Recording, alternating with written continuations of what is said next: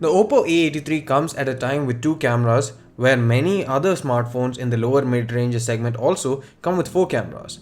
As a result, many do tend to frown upon when they hear that the camera count is perhaps lesser than some other competitors. However, as we have seen with the likes of Pixel phones, sometimes single cameras can perform better than dual camera ones when done well. OPPO have a history of producing great selfie phones. This is Sandeep from RevAtlas. Let's go into his review with an open mind and see what it has to offer. The 83 packs in a 13MP f2.2 sensor at the rear along with an LED flash. The images pack a lot of detail for a smartphone in this segment, which is probably why OPPO also gives you a 2x zoom option. No optical zoom here, the zoom is digital, so essentially it's like cropping the image, but the phone also does interpolate it back to 13MP in terms of resolution. Hence there is a visible reduction in sharpness, and we probably recommend shooting at 1x and cropping later if you need to do so. There are also some artifacts, however, if you zoom into the image, but nothing too alarming. Dynamic range isn't particularly good, and the phone does have a habit of blowing the highlights out of proportion. The HDR mode steps in and manages to recover a lot of information from the highlights. However, sometimes the processing can be a bit too dramatic. In some situations it works well, but especially in portraits it might be a bit too much. Also note that HDR mode at times can lead to blurry shots if you don't hold the phone steady. Speaking of portraits, there's a beauty mode for the rear camera in case you want to have smoother looking skin at the cost of a little less sharpness. The low light performance is pretty decent too, and there's not a lot of noise that gets introduced into the frame. However, if the light drops significantly, then you would see noise. The panorama mode offers grey stitching, but the sharpness isn't as good as the regular photo mode.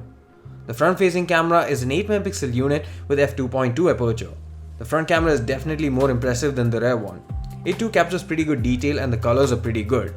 The HDR mode definitely helps much better here, as it recovers information from the highlights pretty well and doesn't overdo the HDR effect. There's a beauty mode as well as depth effect mode that you can choose to apply together or individually. Beauty mode works well at removing blemishes and imperfections on the skin.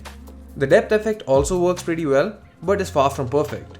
There's usually a halo effect that comes around the face since the threshold region is too high and the edges aren't too properly defined. The panorama mode for the front camera works really well actually. It has the same grey stitching as the rear camera, but doesn't have the loss of detail and sharpness that the rear one exhibits. Coming to the videos, the rear camera can capture 1080p 30fps videos at max. It captures good detail and good exposure as well as colors. However, there's no EIS. Not many in this range have it, so it really isn't a deal breaker though. Audio quality is pretty good, and you even have the option to shoot in 2x zoom at 1080p. There's not a significant drop in quality since the resolution is still small enough for a large sensor and the bitrate remains high.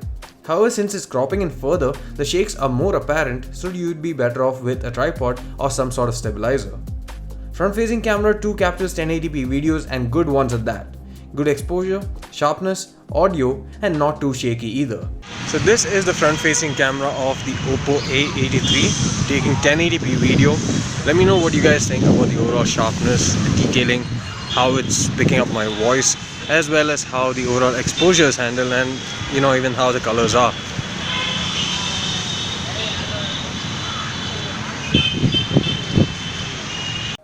The OPPO A83 doesn't really break through with its cameras. Instead, it chooses to stick to its strong roots, which is the selfie camera, which still is good, albeit with dodgy blur effect, which should improve over time as they tweak the algorithm.